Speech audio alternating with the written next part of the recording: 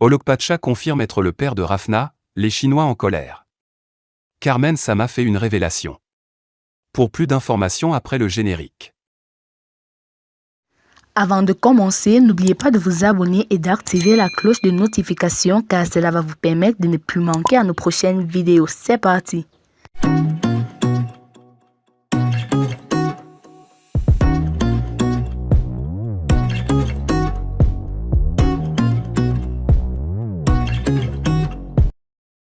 Longtemps soupçonné d'être le père biologique de Rafna, la fille de Diji Arafat, Olokpacha a fait une sortie pour mettre les choses au clair.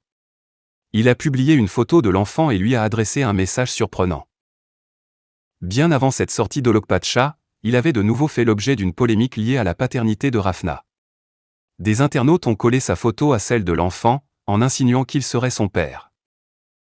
En réaction à cette affaire, l'ami de Diji Arafat a publié cette fameuse photo, avec une légende à laquelle les fans ne s'attendaient pas, « Papa t'aime », a-t-il écrit.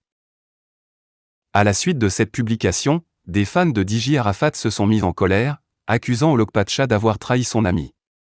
Ils ont laissé des commentaires déplaisants en dessous de la publication. Tu cherches un nom, n'est-ce pas? Des conneries comme ça. Tu trouves ça drôle? Donc tu as couché avec Carmen Sama? A-t-on lu entre autres? D'autres internautes, plus raisonnables, ont pris la défense de la star. Selon eux, Olokpacha a effectué cette sortie parce qu'il est fatigué d'insister sur le fait que Diji Arafat est le père biologique de Rafna. En plus, il peut se considérer comme son père, puisque le Daichi était son ami. On préfère analyser d'un autre point de vue. La fille de ton meilleur ami est aussi ta fille. Dans le cas contraire, on ne vous pardonnera jamais cette trahison. Et là, on aura la preuve que c'est à cause de toi et Carmen qu'on a perdu Diji Arafat, a réagi un internaute. Sinistrée à Buea, croqueuse de diamants se rend sur place avec un geste stratosphérique. Croqueuse de diamants au chevet des victimes d'inondations. Croqueuse de diamants au chevet des victimes d'inondations. C'est une semaine absolument très chargée pour Croqueuse de diamants ou Ksaela Chadé pour certaines personnes. L'inconnu rapidement devenu une personne influente dans les villes camerounaises grâce à ses billets pimpants et attrayants, a fait de la charité ces derniers jours. Elle n'a pas hésité à sortir son porte-monnaie toutes les fois que cela s'est avéré nécessaire pour réconforter les populations dans la douleur.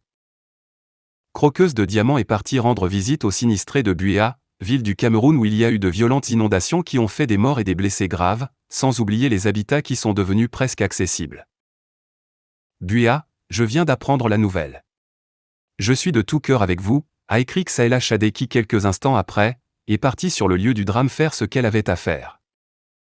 Dans un autre post, on lit que « Je suis Buea. Très tôt ce matin, je me suis rendu dans la région du sud-ouest du Cameroun plus précisément dans la ville de Buea qui a été le théâtre d'une grave inondation samedi dernier. Les trombes naturelles ont emporté plusieurs biens immobiliers laissant ainsi des familles désormais sans abri.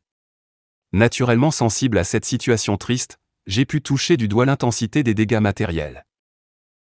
À mon niveau j'ai apporté ma modeste contribution pour redonner du sourire aux femmes, hommes et enfants qui ne savent plus à quel saint se vouer. Je voudrais renouveler toute ma sympathie aux familles qui ont été frappées par cette catastrophe directement ou indirectement et beaucoup de courage aux familles dont certains membres sont introuvables jusqu'à ce jour. Les indiscrétions venues tout droit du lieu où Ksaela Chadé est passée, font état d'une enveloppe de 200 millions de francs CFA qui aurait été remise à l'ensemble des victimes pour relever la tête de l'eau. La gratitude a été nettement visible sur le visage des bénéficiaires. Croqueuse de diamants n'est pas à son premier geste. Et manifestement, elle n'en est pas à son dernier. Dernièrement, elle a passé une journée parmi les enfants de l'orphelinat divine du quartier village dans le 3e arrondissement de la ville de Douala. Il s'agissait d'une action de charité, mais apporter des choses, des vêtements et des jouets n'a pas été notre but essentiel. On a surtout voulu discuter, communiquer, passer ensemble plusieurs heures, pour connaître leurs douleurs, leurs désirs et un repas tous ensemble. Tout au début, nous avons visité les cadets qui ne comprennent pas encore très bien la réalité.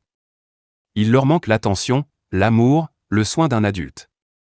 J'ai remarqué qu'ils sont très obéissants, mais je ne suis pas sûr que ce soit un bon signe.